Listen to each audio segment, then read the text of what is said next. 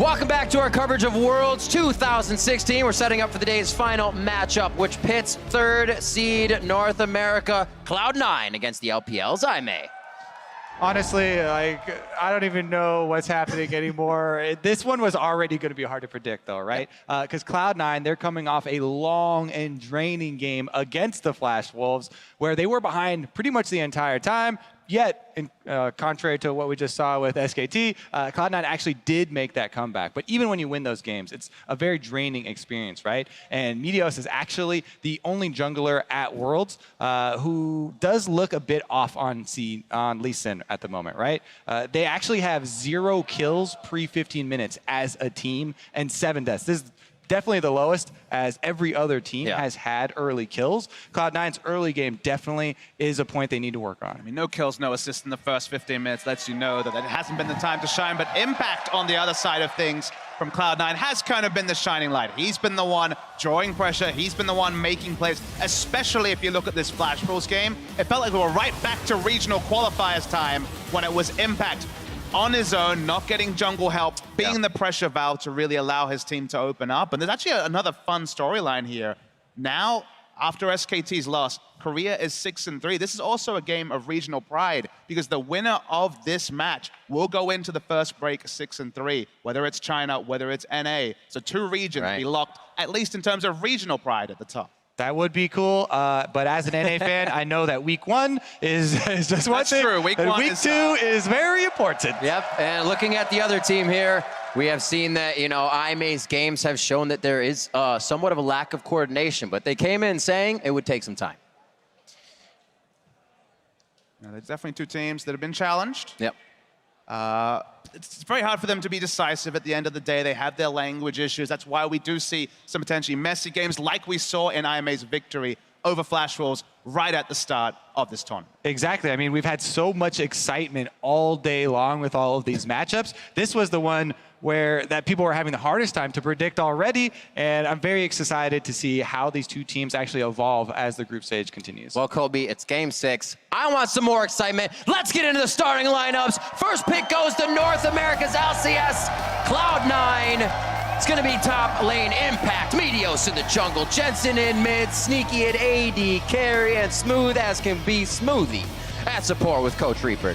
Their opponent today is Chinese 2nd seed IMEI, 3rd seed even. Top is Amazing J, jungle avoidless, mid, return of Athena, no more Baimi this time. Jin Zhao at the AD carry, support is Road, and the coach is Kesman. This will be a game IMEI could maybe find some footing. Cloud9 as well, a little wishy-washy. Still finding their foot in a few wins here, but IMEI definitely needs to look a little bit better. Kind of be a contender here coming into Worlds. Yeah, I mean, for IMEI, for me, the biggest question mark has been the bottom lane, Jin Zhao. Jin Zhao is not looking very good. He does not have very good stats, and this might be, Sneaky's time to shine. We've seen some improvements from him and Smoothie as far as the lane phase goes. Maybe Cloud9 can play around that because, Cloud9's big weakness was not identifying their strong area of the map early and playing around that. We've seen so many teams building off one strong area into vision and then trying to control the mid game from there, but it just hasn't happened for them. And there's not a lot to split these 2 teams because they've both lost to the Flash Wolves. That's the thing. So they've both beaten the Flash Wolves in very long games and then lost to SK Telecom in very one-sided games. This is kind of the tiebreaker to decide which one's serious, who's going to have that first foot ahead, and which one is going to have to play catch-up. That's right. Our final game of Group B. We just had one as well last time. So these final 2 games, rounding out our first week here of Group B, 1-1 for both C9 and IMEI. Who's going to come away with a win? Kennen gets banned out as well, and that Varus ban at Athena. Not really a surprise that IMEI are focusing top lane bans, as Amazing J is the player they like to play around. I mentioned how, Jin Zhao was not their strongest player. They also don't want to play around him, right? Versus SKT in their last game, Jin Zhao literally did 13% of the team's damage, barely more than their support. This is a very Amazing J-centric team, and they're trying to ban and pick accordingly, trying to get him a good matchup, I believe. And on the side of C9, Meteos probably looking to set up Jensen, who has been the really big playmaker for them, at least previous to this tournament. Got bodied by Faker first time out. did his farm thing on Orianna versus Varus. The next game, let's see if they can actually get a decisive. And thing. Lee Sin still out. I think a lot of people would prefer the Rek'Sai, but Cloud9 might just have worked out their issues with Lee Sin and go back to him. Regardless, Syndra is up. Syndra is picked. We'll see if either the Aurelion Sol or the Vladimir is Athena's choice to go into that, because both of those are still available. There's the Voidless banning Zach here, saying, I don't want to see that Meteos sack. Just me. Just I may have been a team that has been messing around with the Aurelion Sol in LPL despite it being a fringe pick there, so real chance of seeing it. Xin Zhao's best champion has been the Jhin, and I can see that being locked in. And I have to say, with the Rek'Sai as well, it looks like they're trying to nudge Meteos in that Lee Sin direction, but Olaf is still available. So regardless, you know, he still has another option. If they pick it again, they are very confident, and they would have talked about and believe that they can work through these issues. I know that people, you know, have been fairly critical of this pick, but Meteos, you know, he has a lot of games on Lee Sin as well, and they have, it could just also be a hover. So we'll start talking about that until they actually lock it in. Where's that full damage Nocturne? This is that might be the most controversial hover that we've had. I mean, worth knowing the summoner spell is Ghost, so maybe more to the Olaf he was Oh. thinking about than the Lee Sin, so a little bit of a spoiler So in the smart, summoners. No Bobby guarantee, of course, could still lock it in. Lee Sin deep against breath. Jhin is a champion to both get the engage, get the big insect, and to interrupt. He's got you now. It's Cleansing That's Night. true. I got nothing now, Kobe. That's a classic Evelyn. It's going to be the Ezreal Rumble lock-in. A lot of damage being presented here by Cloud9, so it looks like they got the beef of the composition out on the board. What does I make an answer with? These are very high priority champions down the list here for Cloud9, just as far as the world's meta has gone. Rumble, one of the top laners that we've seen, especially with Kennen being banned out. So that was one of the things we prefaced with the bans of Aimee. I thought they would early round a top laner after banning so many of them, but the Rumble is picked up and they're already hovering. This is one of Amazing J's favorites. However, I don't feel like it's especially good into Rumble or especially, you know, deserving of these counter or the bans that they threw out early. I mean, most played in summer also played it in their first game of the tournament. Only Echo players so far. Actually been no mid lane flex Echoes, only been the top Echo. No, not necessarily going to be locked in, but the Kennen is the winning matchup, and that's the one that's not available. There is a lot to be said for that comfort factor, right? And that's, you know, specialization. People have put a ton of time into a particular champion. Will be very happy to take that and feel like they do have that edge, extra edge, even over just the normal matchup where you would expect it to go. Cloud9 answering. It seems that Meteos wanted to see a bit more of the composition as well before they rounded it out with the jungler. Lee Sin is still available on the board. Yeah, he can definitely make plays on the on Jhin in the backline, but Vladimir is not going to be an option. Echo's not an option. Rek'Sai can interrupt him. Rek'Sai does a lot of mean things to interrupt. You know, if you unburrow as he's trying to pass over, jumping over, you can really mess with a lot of those flashy plays. So this is the moment everyone's been waiting for to see how Cloud9 rounded out. So why don't you pick something that can run over that? Why don't you pick it so you can run over it? It looks like they do. Olaf and Alistar locked in, a bit of a Bass Brothers composition that could be starting things off for Cloud9 when they cannot find the light in their plays. Road to lock in here. What will they decide with? Also, you know, we kind of gloss over this Alistar pick from Smoothie because this has not been a Smoothie special. No. And they have definitely locked in some champions that makes it look like they really want to take a more proactive approach and try and get some numbers on the board in the early game, pre-15 minutes here for Cloud9. The only offensive champion I can really associate with C9 is that Karma, you know, is the more offensive. So Karma, Tahm Kench, and Braum have kind of been the staples of Smoothie, so something different, some strong engage. You can already see the combo into the equalizer potentially being big, and all we're looking for on the side of Aimee is a support pick. You mentioned that Tahm Kench could actually be the selection for Aimee. Yep. Gonna feel comfortable going into the Alistar. Yeah, that's got to feel nice for Xin Zhao. He gets a little more safety in that bot lane on any of the engages, and they can exhaust out that Syndra if they need to. Exactly, you know, it negates so much of the early 15 that we were building up, the playmaking of Alistar and, you know, Olaf, strong early jungler, can spam that Ghost, you know, really capitalizes on lanes with crowd control. Tahm Kench.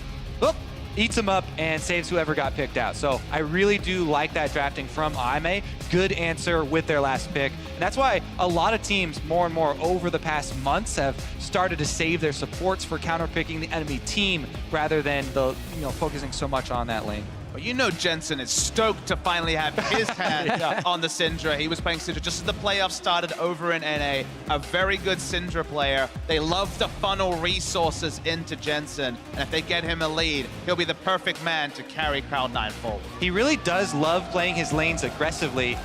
To do that, though, here at Worlds, you have to have your jungler on board. They have to be working in concert very, very closely, because if a laner plays aggressively all by themselves at Worlds, they will get sent back to the fountain. It's not much of a solo trip. We just saw Faker not get the help from Blank, and if he just left out to dry there, it will be a problem for Jensen. Very apt comparison, because Faker also loves playing aggressively just like Jensen. Absolutely. Get loud on Twitter. Hashtag C9win, hashtag IMwin for who you think is going to take this matchup, our last match here of week 1 of groups. We have another one to go, and it's already been amazingly crazy. More words to describe this and that, but we're gonna get into game. We're about to be on the Rift. Cloud9 versus Aimee.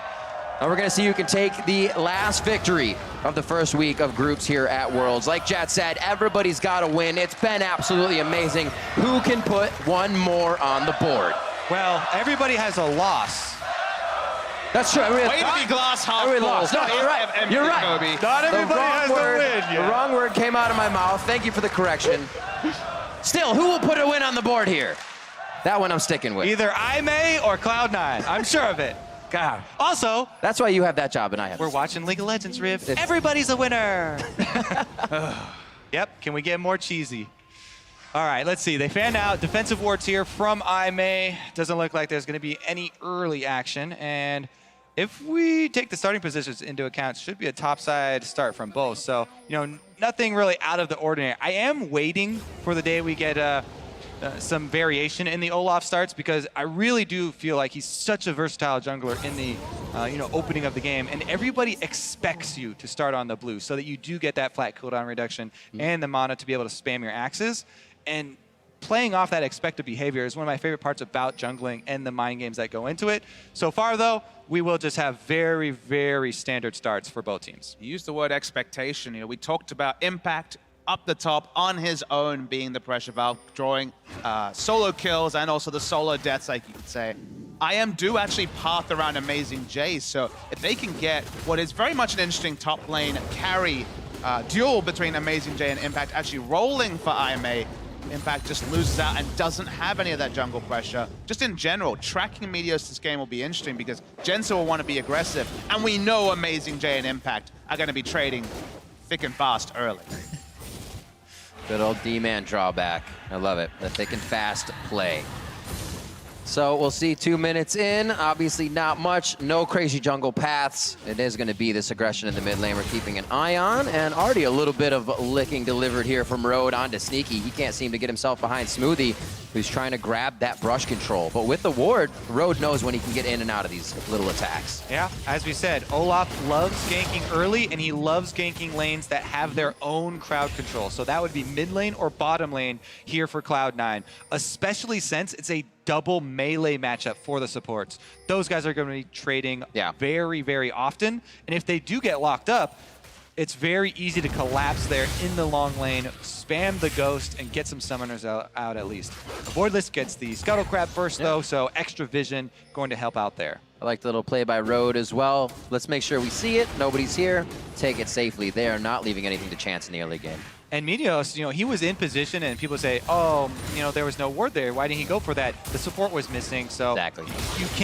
You can't be sure as to what exactly they had just placed, and just the mere act of going into Fog of War does so much in the early game. That's why, as a support, if you're not trading, or if you're not, bringing presence through the lane around the CS, contesting CS for your opponent, being in Fog of War as much as possible to make the enemies guess when you're placing your Trinket Ward is very important. This is a really interesting support battle in general, as Smoothie's pretty dependable laning support, loves to pick those Braums into disengage. the engage there. Road is very much the wild card support. He very much likes to get out of lane and make the plays like someone like Licorice does over on the side of Albus Nox. So the playmaking here from Road will be fun to track, even on kind of a more dependable laning pick like Tahm Kench. And ooh, they go on Road this time around. Smoothie does get some of the counter damage, but the minion wave is stacked too deep, so there's no way you're going to get a... Ooh. Voidless in a really nice spot. That's exactly what you just said. Sorry, we can't leave these minions. The other thing to notice is that Meteos up on the top side is taking away some small camps here from a Voidless. This is one of the things that Meteos practices most heavily. He studies the jungle paths of his opponents and looks to get those small advantages of the single small camps. He's actually been able to take the entire top side off of a Voidless, which is huge because that's what a Voidless assumed he could go back to and farm here, and Meteos has been able to eke out that small lead. And he's looking for the full path too, wasting even more time. Spot it However, out. Meteos is also on a ward here, so they have to be careful. Yeah. Again, this sort of pathing is very reminiscent of Nidalee, who I Good really pick. likened Olaf to, because this is how you can play. Stopping the enemy, stopping a recall even. Yep, good recall cancels there because Meteos got 2 for 1. He has stopped the Voidless. Here comes Oh, Smoothie. I don't know if Voidless wanted to join this party. Amazing, one more hit. Reckless swings from Meteos, and they're able to take him down. What a liberty you have when you have an Ezreal who can enter lane, farm from range. Really nice roam from Smoothie. We haven't seen this from Smoothie this tournament, and on point for Cloud9. Yeah, he's on the Alistar. He goes for the early roam. You would expect Road to be the first one going for that. If you watch IMA games, he's out of the lane as soon as he can get, but Smoothie beats him to the punch. Meteos had already counter jungled, plus he was in the area, stops the back. Very good early play from Cloud9. And remember, that was Cloud9's first kill pre-15 minutes of the tournament. There you go. Level 5, looking at 75% here for Jensen on that level bar. His purple bar under the champion sign. He just hit 6. Athena's going to have to play very careful, but he can also get himself into pool, so not that scary. Vlad is one of those blocker picks to Syndra. Now, it's not a winning matchup, but it just itemizes so naturally into Spirit Visage. You're basically hoping that you can farm through, and the killing of the Vladimir. Again, that killing blow is very difficult. All is available, so in general, just trying to stifle the Syndra in mid. Now, what you got to watch is Jensen, he's playing very far up, and what you want to do is try and, deny that laner some CS, but what you have to do is what SKT did when they had Bengi in and get the extra vision, because Jensen... He just ulted, threw his ult out. That was pulled out by Athena, but he gets the flash. If he had gone down after flashing the C9 symbol, got himself out of hurt. it, but that's the type of situation that we talk about, where as a mid laner, they want to play aggressive, right? But you're going to have some backup here. Meteos now comes in, clears out the vision, and he's going to try and lay down the wards here for Jensen. There's the pink ward. Worth knowing the damage is done, though. Jensen used both summoners, and Vlad only had to pull an ultimate, which will be back very shortly. So a wraparound gang from a Voidless who's been praised as this intelligent pathing jungler. It's going to be super effective against the Syndra. Exactly, which means that vision around Min doubles in importance, because Jensen is a very, very good target right now for IMA and for a Voidless. Right now, he actually doesn't have very complete vision, just the one in the Raptors and the bottom side of the Rift. So maybe he'll temper his aggression, should play a little bit more defensively until he either gets Meteos back up there or is going to have a bit more confidence because of Voidless is spotted on the map elsewhere. Great wards around Dragon. Could allow C9 to play pretty aggressive here. It's going to be a nice flash from Road as well. True Shot Barrage. Pass it on by. Jensen has bought his own pink ward as well, but Meteos knows he has no flash. That, All right. Sending a message. Sending a message. Not quite sure what the message read, but it was sent. I mean, Meteos picked up on the messages from the casters, from the fans. He knows the criticism's out there, There so you you go. feel that pressure on the world stage to make plays. Team's 1-1, but it's been him that's been criticized, not his team. The focus has been on Meteos, so that's why you look for those plays. He had the level 6 advantage, but this time it goes wide. Yeah. And honestly, he does deserve credit for the early pathing, getting the extra camp lead and then the successful move up topside. Let's see what he does with the first blood, though, because Olaf can snowball very effectively. We talk about the early purchase of cooldown boots all the time. At the moment, though, Voidless has double wards outside Drake Pit, and it would take some good game sense for Meteos to actually think that he's taking this Drake. Bottom lane pushes up. There's no bottom lane from Cloud9. Good take there from IMA. Nice job as well by Aime avoiding all of the wards we just saw by C9 in the bot lane. Put theirs up, get a bit of breathing room, and take the dragon out as well. Amazing J is level 6 this time, so if Smoothie was to enter top, a lot harder to pick up those turret dives without another damage source than just the Rumble. Yep. You can see the research, though, from Cloud9. You know, they know that I may like to play around Amazing J. That's another trip up top for Smoothie on the Alistar. This one doesn't get anything. But let's see what this Tahm Kench actually does as well, as they're going towards mid. Jensen throws the ball behind, maybe both trying to bait each other into a fight. Athena, Jensen in the brush. Athena's gonna have vision overall in this one, and the curtain call is left, right, and not center at all. They missed the shots, and Meteos is gonna be there to help Jensen out safely. Jensen known in the North American LCS for his skill shot dodging, and there it was crucial.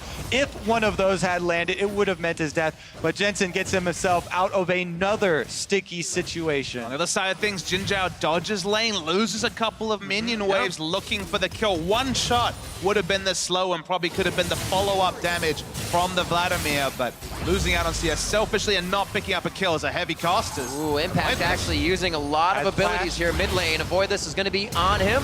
Flash used. Do they have the damage here? Impact uses his just after. Avoid very low. This is gonna be a kill for Impact. Looking for number 2.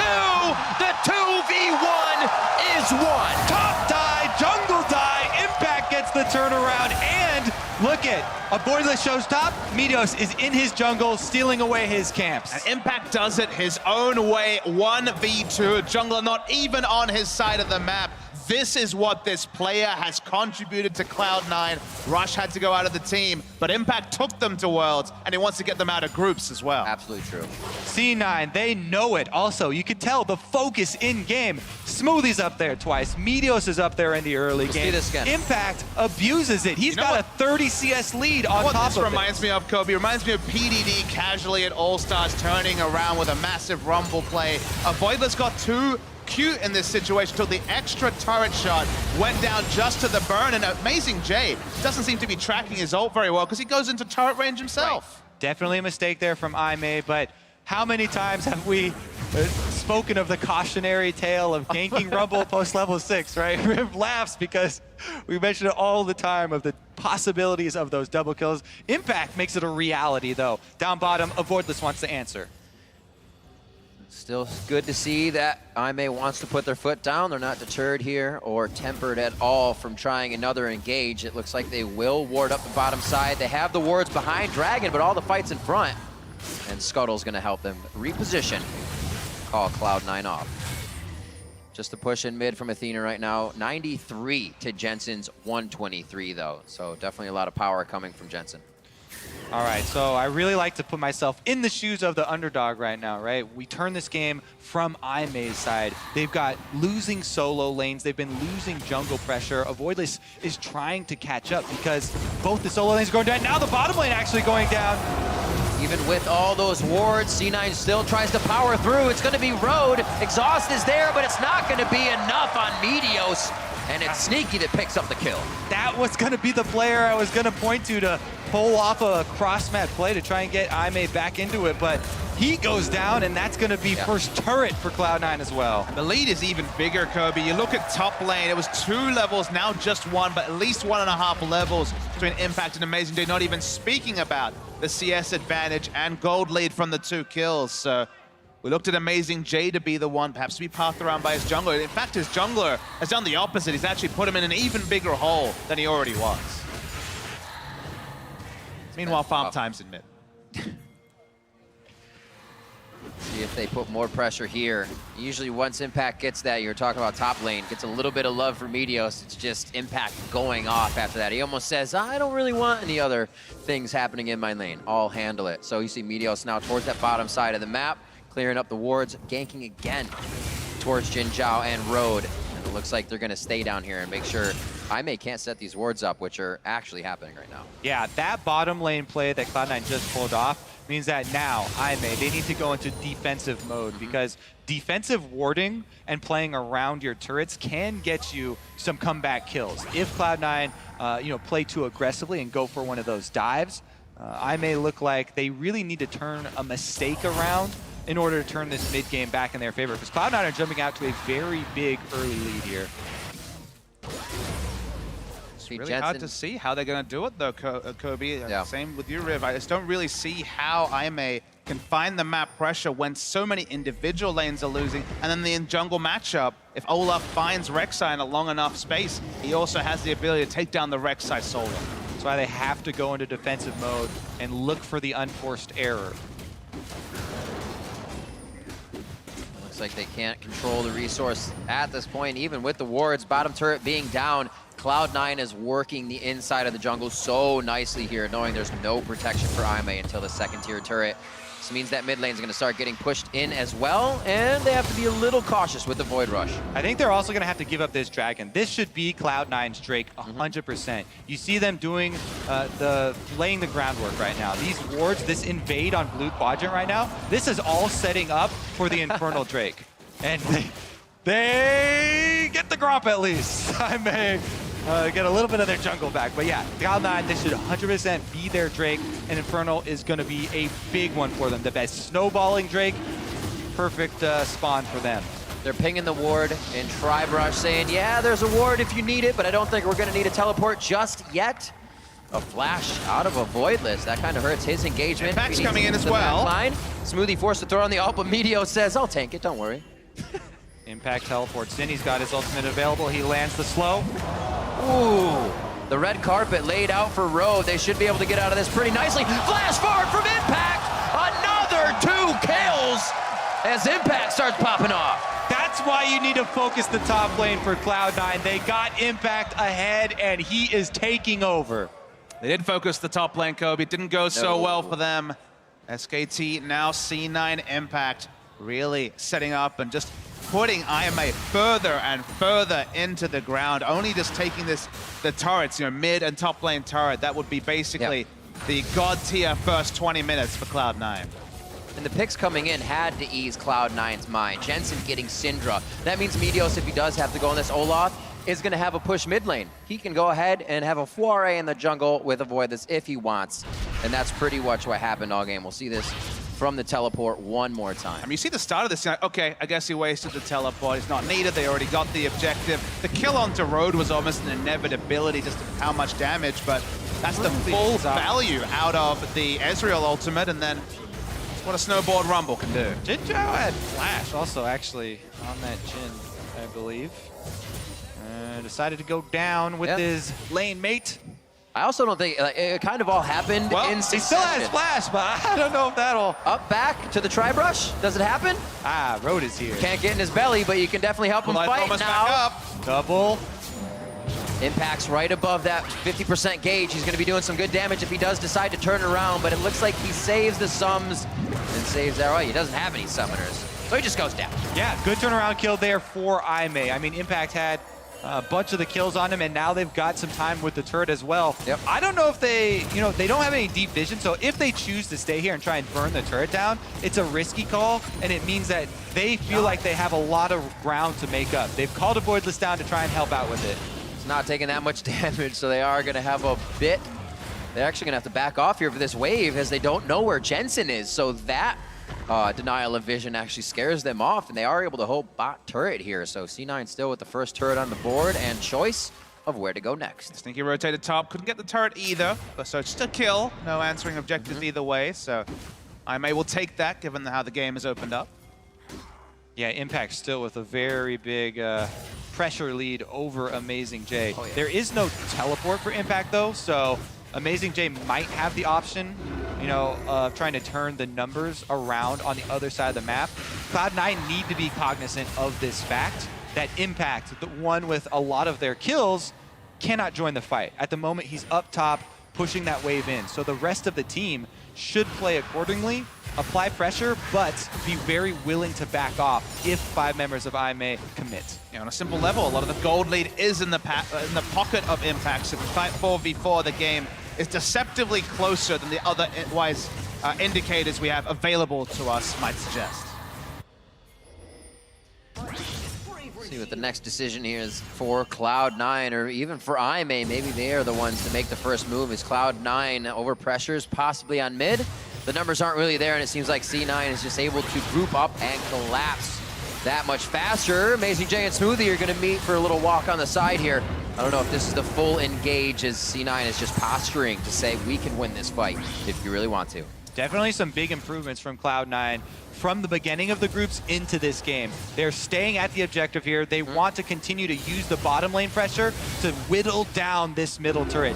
Once this turret is open, they can then flood into the jungle to get those wards down and really cut off IMA from their source of income. Impact could guarantee this just by throwing down the equalizer. He's so far ahead that he would chunk out 2 members with just 1 ability.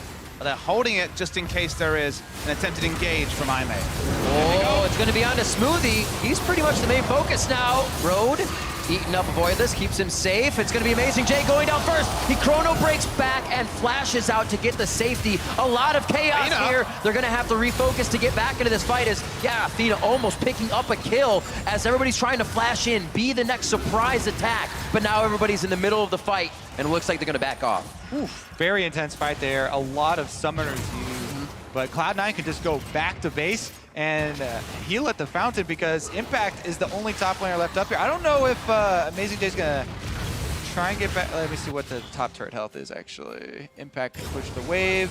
Nah, it's far off. Over half, yeah. He will back as well.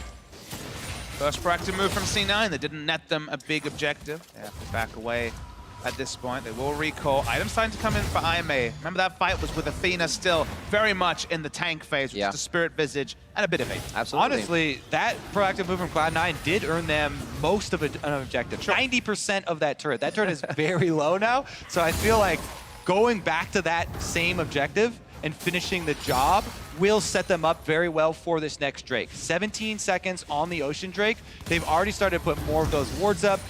Impact does have his teleport, so if they just knock down that turret first, then they can retreat into that river and try and draw IMA into the river fight now that everybody's summoners are down. Yeah, and there's the focus you're talking about. We can see Smoothie, the rest of the team making their way down to the bot side of the map to set up the wards. Sneaky is going to be on push duty, as usual, for the wave. And they'll just make sure they have everything necessary to take that down. Giving up a bit of the top side, but like you said, this should all, maybe not, should all result in a positive for C9. My blue. I only wonder in the late game, guys, just thinking about if IM can stabilize, that someone like the Vlad and Magic Resist stacking is so valuable against a lineup from C9. Amazing J. Oh. Should be able to get out. Scrap shield. I thought he might put himself back in range. Aggression in the top side means Amazing J's not there to help. TPs are up, but no one goes, and Dragon's taken. Spam pings here from Cloud9 on that mid turret right after the Dragon, and they might go for the dive. This turret's very low, and Jin Zhao is looking juicy. Impact's got to be calling that top from it's back from Amazing J, who teleports second tier mid lane.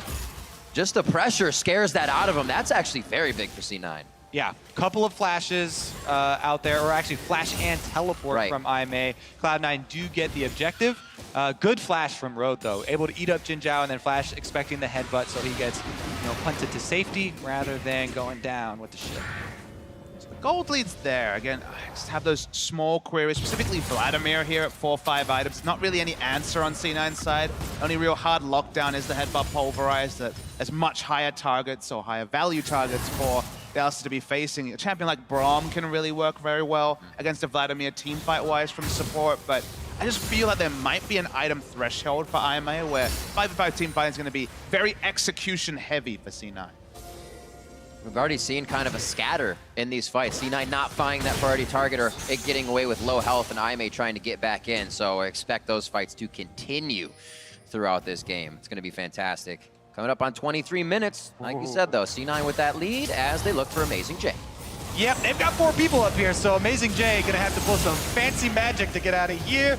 Just a passive proc, actually. Not so fancy after all. Pulls it right out of the hack. Turret's still gonna go down. It's about the pressure that C9's creating around the map. And Amazing J looks like he'll try to stay as much as possible here. The team's not going to lose too much more, but IMA always seems to be a few seconds behind these movements of Cloud9. Yeah, Cloud9 have the big gold lead, so IMA cannot have the even numbers, even round fight. They have to either prey on a mistake from Cloud9 or use the Fog of War to try and get an advantage that way. Meanwhile, Cloud9 continue to slowly knock down more objectives. Haven't managed to push that vision so far into the red side jungle, though. That's where they were playing around. Of course, they got the turret, so it's fine to back away. But for now, it's been ordered. It's been, this is what we want. This is how we set up for it. This is what we're taking. And that's exactly the sign of a strong team that C9 is aspiring to be. So we can't really fault them until there is a gap in that play. It's been 25 minutes of solid play from C9. IMA still with that potential to get a good curtain call, get a pick out, as well as get the team to scatter with a nice Hemo Plague from Athena. It's all about getting the minds of C9 right now for IMA, because it's definitely not going to happen off of items purchased. Just too much in the lead and always able to attack. IMA is always walking around with about 75% HP before these engages happen.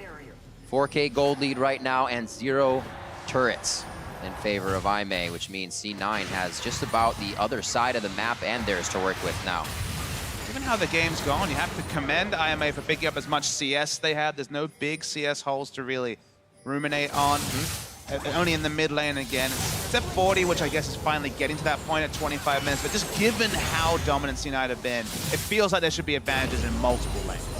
The next step in, trying to push those advantages would be moving up in between the lanes into the jungle. If you have vision in the jungle between those lanes, then it makes IMA take the longer route when they're transitioning between those creep waves to try and farm. And that's where Cloud9 can eke out those extra advantages. They also get the gold income from IMA's jungle, so they increase the gold lead that way. As of right now, you can tell Cloud9 want to play around this Baron. They move 2 of their pink wards up. They're trying to take over the red quadrant of the jungle, focus on the top and middle turret as the next ones. But here comes a teleport. Whoa, if Voidless gets chunked out, they got to abort that at the same mission. time. Yeah, Amazing J is coming in a little far behind. Impact's going to try to rout him immediately, and Amazing J says, I don't really want any of this.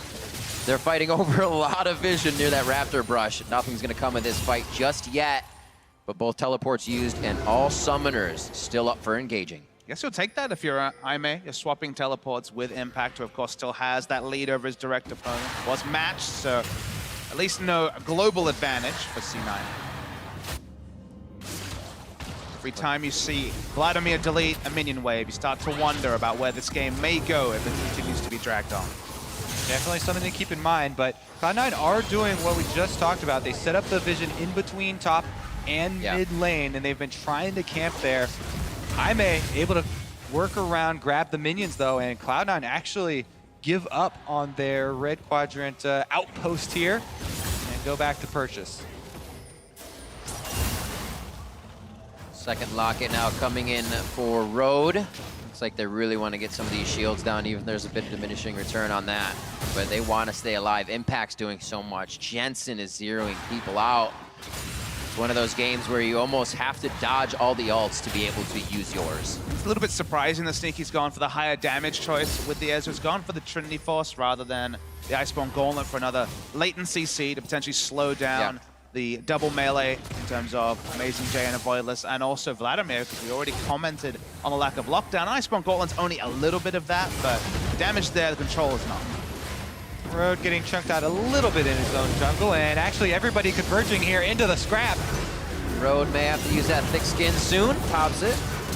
Curtain call is up. That's going to be a flash from Smoothie. His ult is down, so Alistar definitely capable of being taken down now by IMA as Jensen starts to come back in, finds Amazing J, Chrono Break back. He's right onto Smoothie, but the headbutt away to save himself. Dodges the Deadly Flourish as well, and Smoothie is back and forth to the blue suede shoes. Amazing J, they lay out the red carpet and welcome him to the death. 45 seconds on the clock. That should mean the second inner tier turret is Jensen. Starts to put up a wall of defense, scatter the weak, and he almost takes another one out. Bleeding and walking away as Jin Zhao and Road is it's not good here for IMA, but Athena still trying to stand tall at the turret.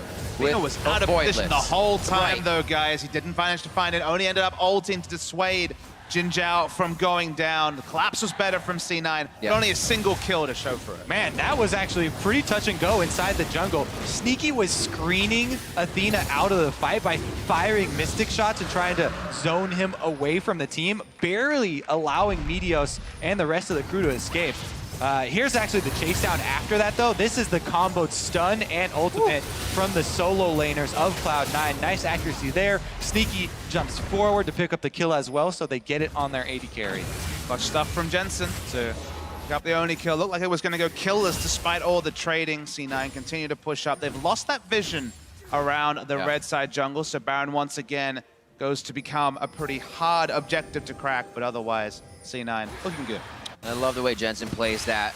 Syndra Oh, always in Road front of the is, turret, far trying to away from find home. a little more aggro. The rest of the team finding aggro as well. Road, he doesn't seem like he can swim away from this one. Has to flash his way out.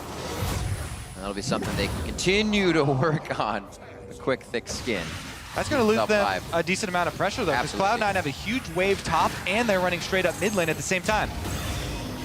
Not a lot of mana on Meteos. So they decide to hang for just a second on that engage, but like you said, the pressure might just overflow here in the mid lane. The turret should go down because they've sent Jin Zhao, the AD carry for Aimee, up top to deal with the wave, and C9 are going to dive.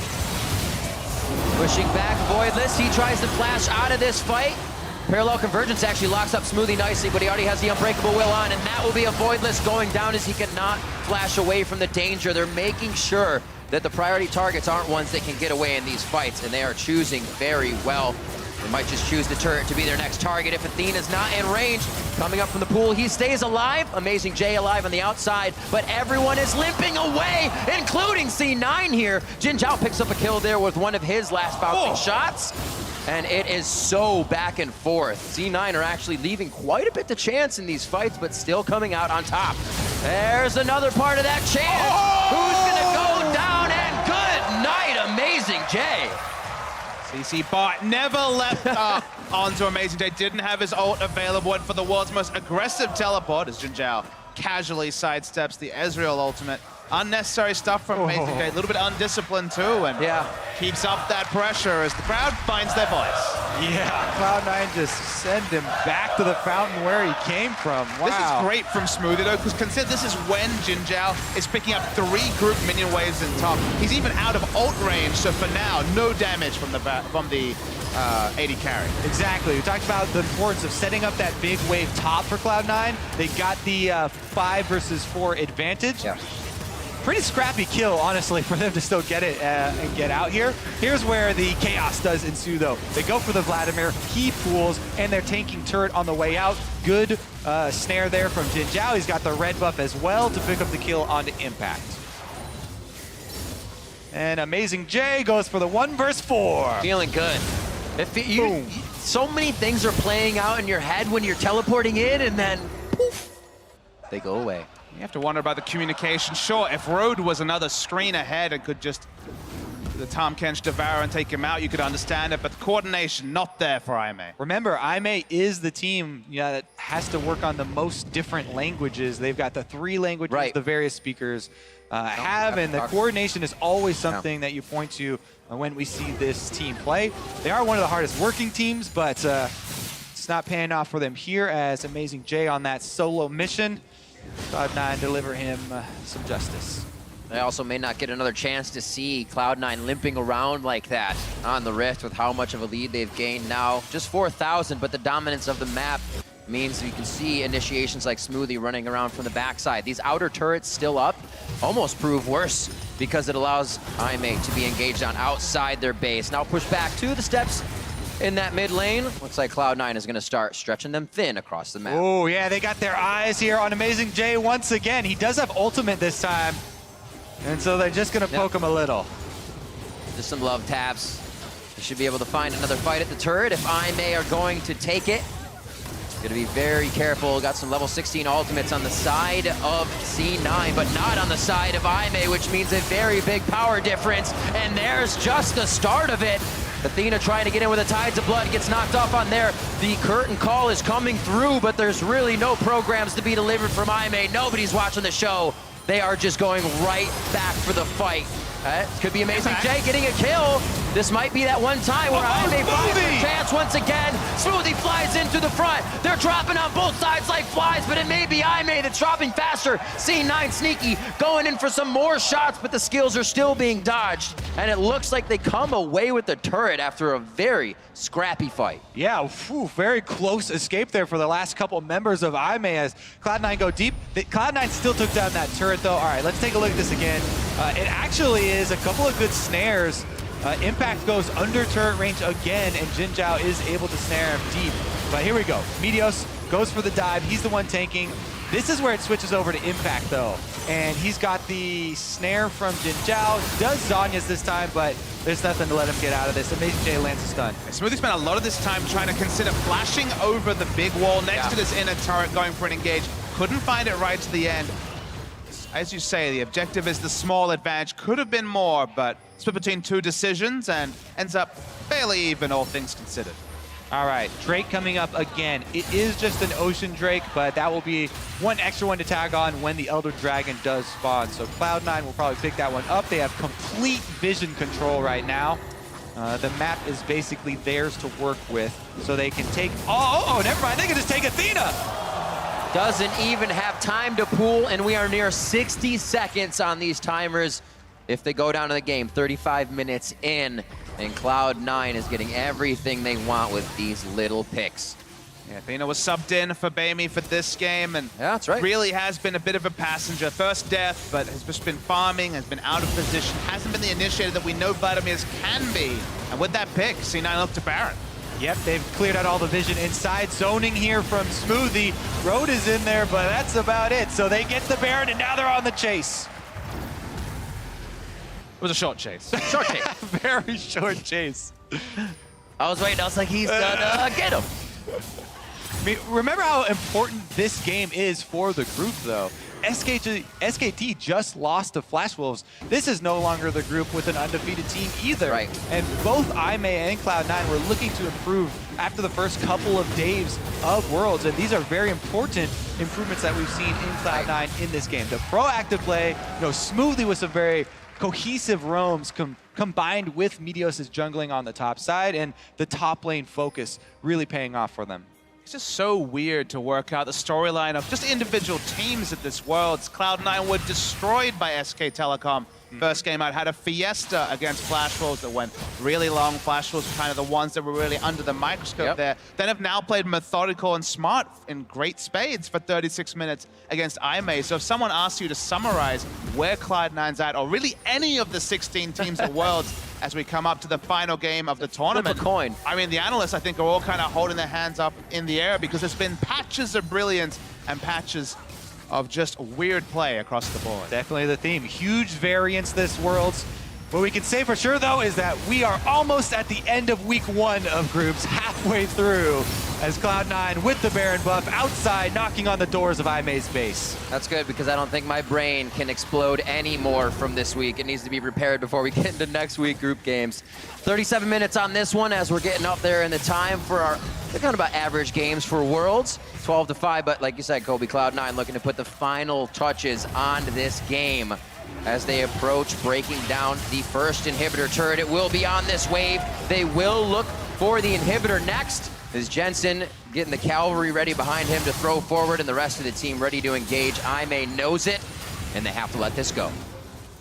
Objective gotten. They're able to back away very comfortably. Complete map control, full court press, like how I like to call it in these games. There's just really nowhere for Aimee to go. If they go and meet any of these minion waves, they'll be horribly overextended on the map.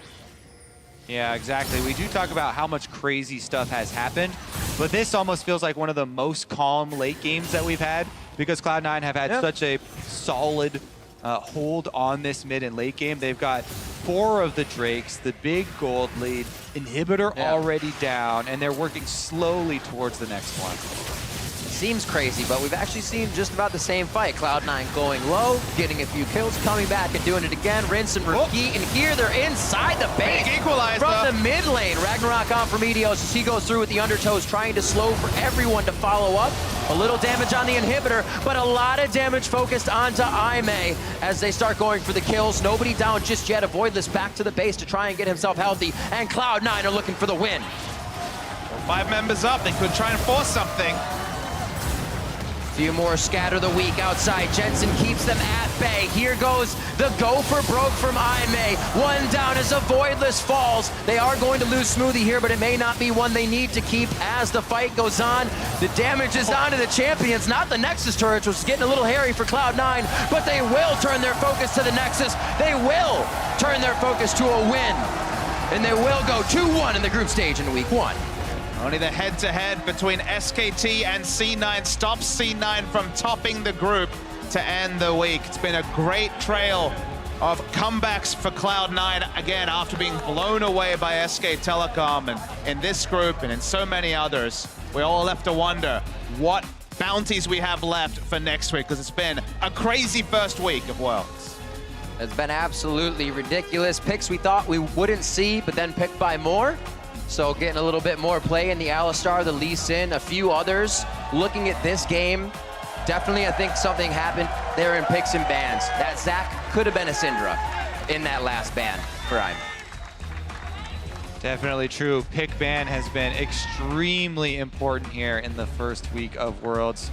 Have to say, though, that definitely the most impressive game from Cloud9. The marked improvements are what matters heading into week 2, because so much movement can happen. We're only halfway through. Cloud9 definitely looking much better, though. Meteor stepping it up in the early game. We talked about the fact that the team had not had a single kill or assist put together in the first 15 minutes of the first 2 games, but much more on board. Went to the Olaf, one of those Meteors picks that he loves to play in solo queue, executed well, had eyes on the Rex side throughout the majority of the game, and did his job.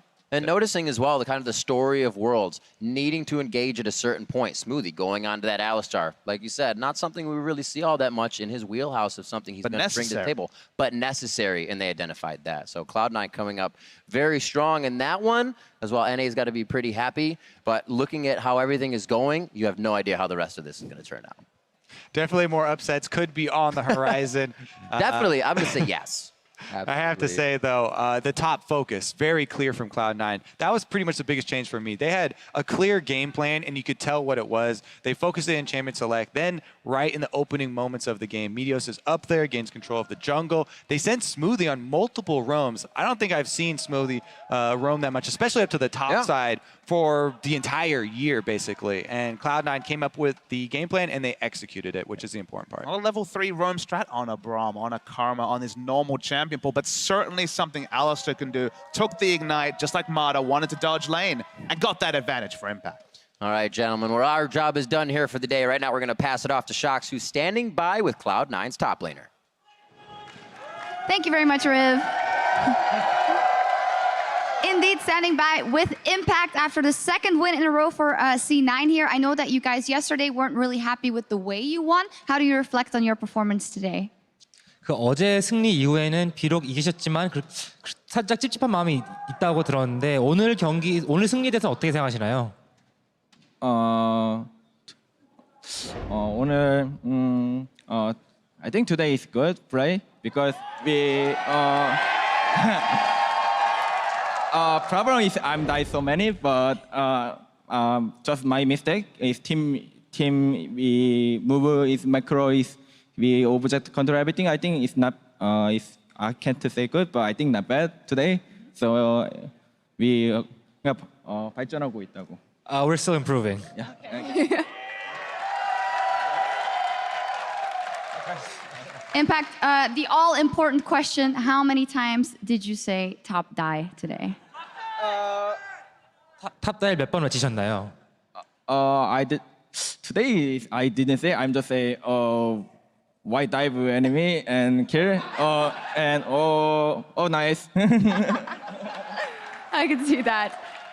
Impact, I know that the game versus SKT was very important for you personally, but you guys really didn't get to show that much. What do you hope to prove in your rematch against them next week? 그 이번 주 SKT와 1경기 했을 때 정말 중요한 일전이었을 텐데 비록 아쉽게 패배했지만 다음 주에 있을 그 재대결에서는 어떻게 준비하실 생각이신가요?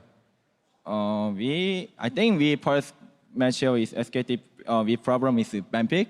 We give up Syndra and we give up just mid pressure. So Jensen is hard to play game.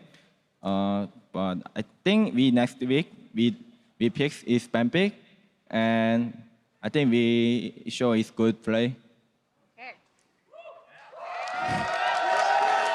Some changes to the band pick, and we'll see a more competitive game versus SKT. Thank you very much, Impact. Congratulations, C9, second win in a row here at Worlds Dash. Go ahead. Thank you very much, Shocks. And I mean, we're standing here just flabbergasted at the day, but C9 here showing up, making all of the groups interesting at the end of the day. Let's try and dive into this one. Once again, I mean, we do get the Syndra secured for Jensen. He went kind of monstrous on it, at least in terms of a CS number. Crested that 200 mark by 18 minutes. I mean, that's insanity in and of itself. I mean, the champion is S tier for a good reason right now. Into the Vladimir, you still have pressure the entire time. Vlad just wants to survive, get to the late game, and try to outpace in the team fights. But C9 just managed to win top lane with a good roam, bot lane with a gank, and then just all business from there. And we saw a different Jensen today than we saw on day one of the group stage. It was back to the skill shot dodging madman we saw in North America, where he trusts his ability to get out of difficult situations. And when he dodged every single Jhin bullet, yes, he popped Ghost, or when he flashed away from the Rex side to avoid the early gank, those are vintage Jensen moves from when he's a dominant NA mid laner. And I think this shows exactly how good Cloud9 can be when they're confident in their individual play, because then it trickles over into the map play, and you see how methodical they can close games out. And even in some team fights, you're like, oh, this is about to go a little bit wrong, but it's like, oh, Impact still has Equalizer. He didn't burn it earlier. They're able to siege down the mid lane turret. So I really do think that a calm, composed Cloud9, when they are playing very good individually, actually makes them scarier as a macro team, because they play with much more, I guess, priority and enthusiasm at that stage of the game. And if we're talking about individual play, we got to take a look at the 10-minute replay. 2-for-1 Impact in the top lane. This was, it wasn't top die, it was wide dive. And this is one of the weaknesses, I would say, of the LPL region, is that if they fall behind, they try and make desperation plays. And flashing underneath a turret of a Rumble with Summoner Spell and Equalizer is definitely a desperation play, and Impact is good enough to make them pay for it. Yeah, this is the second time today we saw top laners get kills in 1v2 situations. Just a wacky day, but I totally agree with you. An overextension by Aimee and a great play by Impact. Those are huge damage numbers across the board. Well, I think this is what happens when you kind of draft like this. A lot of damage threats against a lot of tanks on Aimee. And Aimee is like a grinding team. They want to get nice and tanky. They want to take you to 50 minutes, and they want to grind you down till you make that mistake. But credit to Cloud9, because they were way too good for that. The mistake was just never forthcoming. Yeah, and as Impact had mentioned, you know, he wasn't very happy with the macro. He was saying, it wasn't good, it was not bad, but as a game, for contrasting what we saw yesterday, especially as establishing dominance over Aimee and making sure that the top contenders for the group would be SKT, Flash Wolves, and themselves. I think this is a really nice showing for them that should give them the confidence that will allow them to really showcase what they say is like 80% of how as good as what TSM can be. And Jat, talk to me about this player of the game. It's going to go to Smoothie on that Alistar this time around. Yeah, Smoothie had so many good plays in the early game, and he was the one that really kicked off most of the lane advantages. Really crisp flash plays as far as his pulverize are going. And we've seen Alistar roams in the early game be really pivotal in this tournament. Smoothie was no different. He pulled it off exceptional. And hats off to Reaper, because if any team is going to leave their AD carry one-on-one, it's going to be Aimee, and recognizing that therefore you can pick up maybe a weaker laner, but a great roaming support like the Alistar, and Smoothie played it incredibly well. But I think that that is a tendency that, you know, is easily executed against Aimee, because they're not going to punish you for it. All right, now let's talk about this group as a whole. We've got C9 and SKT now tied at the top 2-1. Aimee and Flash Wolves. Flash Wolves, there you go, at the bottom 1 and 2. Going into next week, what do you make of this group? Who's going to have it? Or what kind of adjustments do you want to see made? The only team that I don't think is really showing a lot right now is Aimee. I'm not very impressed by their ability to just lane regularly and make actual outstanding, hey, this is a play that we're going to make and make a comeback. The only time was against the Flash Wolves that was unable to really close out a game, which, to be honest, they kind of defeated themselves. But everyone else seems like it's up for grabs.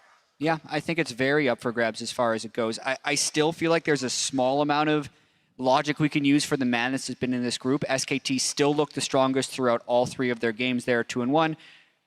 It's actually a group that's lining up for the pick'em that I had. We had SKT, C9, then Flash was in third, and IMA in fourth. Yeah, and one thing I will say, just to throw a little bit of a spark onto the IMA Fire, is this is a place they've been so often, and they've always come back and win. I don't think they're going to do it this time, but hey, I thought Team WE was going to be at Worlds as well, so who the heck knows what's going to happen. All right, well, as we reach the end of our first week of Worlds 2016, let's review the razor-close standings in each group. In Group A, Albus, Nox, Luna, Counter Logic Gaming, and the Rocks Tigers all have 2-1 records. Group B's leaders are SKT and Cloud9. Edward Gaming and AHQ Esports Club hold the lead in Group C, and Group D has 3 teams with 2-1 records. Again, no team has gone without a loss so far. Now, the action continues here in San Francisco on Thursday for the final week of group stage matches. On Thursday at 4 p.m. Pacific time, G2 Esports and Rocks Tigers take to the stage, followed by 5 more Group A matches. Group C is decided on Friday,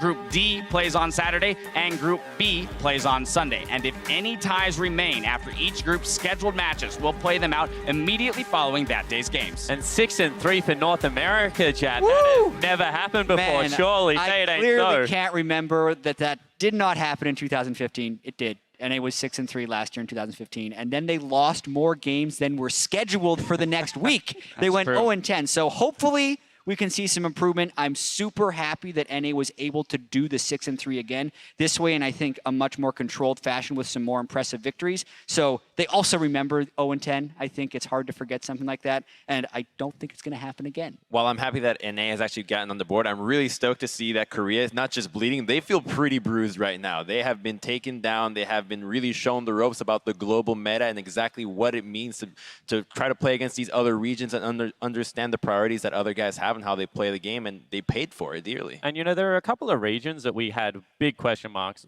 LPL and the macro play, whilst they don't look very clean at the moment, you can see that at least they can battle, well, EDG at least, on some level of that. They do need to pick it up for week 2. But I think it's the wildcard regions and, the CB LOL and LCL, respectively, that have really come out this week and surprised people because their gameplay, especially when the game gets delayed, has been impressive because they've been able to close team out and stick to their game plans. And that's good discipline play out of very new teams. Yeah, and the other thing I can't wait for as far as the next week of group stage goes is the format changes quite a bit, actually. Every team will now play 3 games on the day, and it's much more like playing a series, even though you're against different teams. You have to make rapid iteration instead of having a day or 2 to try and read things. Not to mention, everyone was hiding their strategies in secret. This week, we got to see them all out on the stage. So there are a lot more tweaks you can make in the week off, and the results could actually completely change. Yeah, and to add to that, the cool thing is the fact that you actually get to change your own little meta by games of other people that are playing. Just based on, let's say that you're CLG playing against Rocks and you see G2 against Albus Nox, whatever they're playing, you're going to implement that into your own play style as well and try to develop that own little meta, even though it's not your own game. And I think that's such a cool element to see in these best of ones. I mean, a lot of information surfaced here over the last 4 days. Dare I say the most exciting Worlds group stage week 1 yet? Yeah, I completely agree. Like, all all right, 4 I got groups. permission to say it, so that's what I'm going to say. That's going to do it for week 1 of the 2016 Worlds Group Stage here at the Bill Graham Civic Auditorium. But stay tuned because Shox, Kobe, and Atlas will recap the day's action in an all-new Worlds tonight. Now, for myself, the casters, the analysts, and the entire live production crew, thank you for joining us, and we'll see you next week as the fight for the Summoners Cup continues.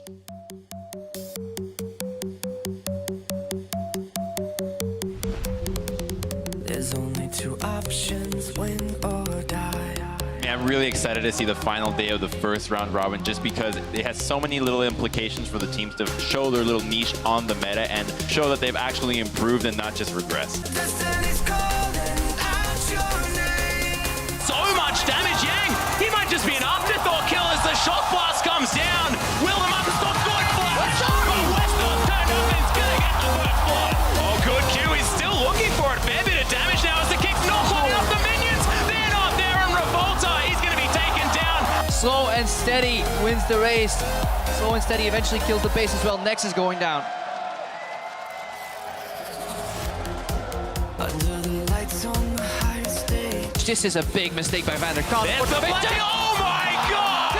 The auto attack grenade, and that's gonna be first blood. Mouse going nuts in the backline for Gibbons, gonna die on a one-man trouble as Death grabs the last auto attack. Doesn't have the passive. Oh, the bounce! Mouse explodes on the passive. Throws him up into the air, gets a flash. Oh my goodness, into the wall! F secures the kill. Liquid actually is the one that grabs it. That was a beautiful pick. 2 and 1 in the group. What beast from the CIS region! hope you like our crazy playstyle. Coming. Watch us. Hands go flash. Alton. Nice. Holy fucking shit, Jay. Very tanky.